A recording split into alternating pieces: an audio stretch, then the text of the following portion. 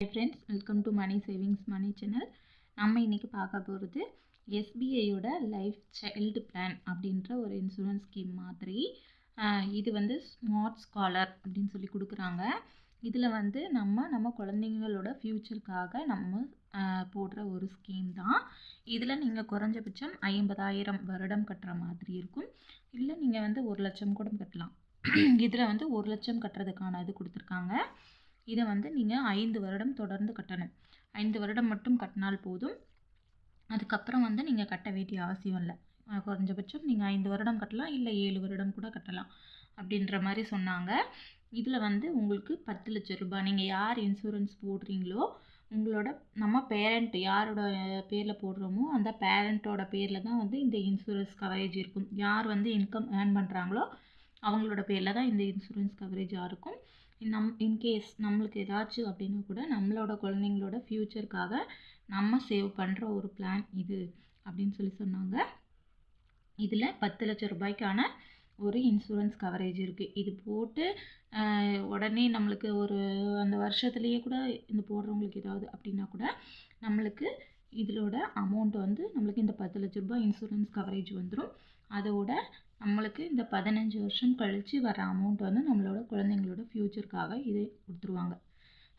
இதை வந்து SBIயே கட்டிக்குவாங்க அப்படின்ற மாதிரி சொல்லி சொன்னாங்க. அடுத்து வந்து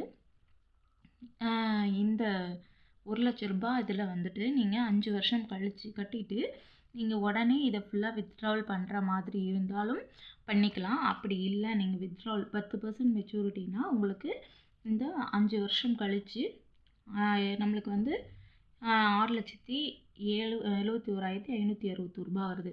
10% அப்படின்னா இதே 12%னா 7,11,519 ரூபா அந்த மாதிரி வருது.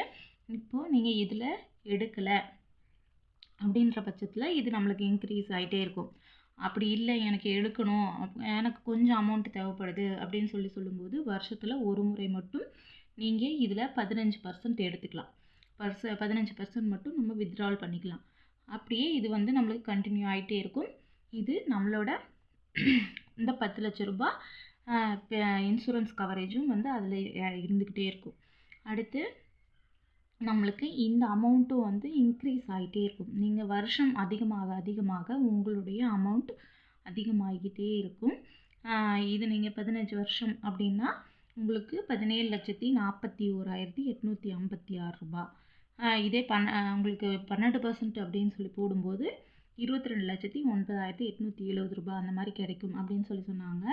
இல்லை நீங்கள் அதுக்கு மேற்கொண்டு விடுறீங்கன்னா பாருங்கள், உங்களுக்கு 25 வருஷம்லாம் விடுறீங்கன்னா 45,13,927 ரூபா கிடைக்கும் 10% போட்டால்.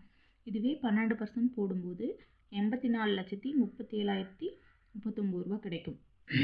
இந்த ஸ்கீம் வந்து நம்ம கட்ட போகிறது வருஷம் 1 லட்சம்னா நம்மளுக்கு 5 லட்ச ரூபாய் கட்டினா நம்மளுக்கு 10 லட்ச ரூபாய் இன்சூரன்ஸ் கவரேஜ் கிடச்சிருது.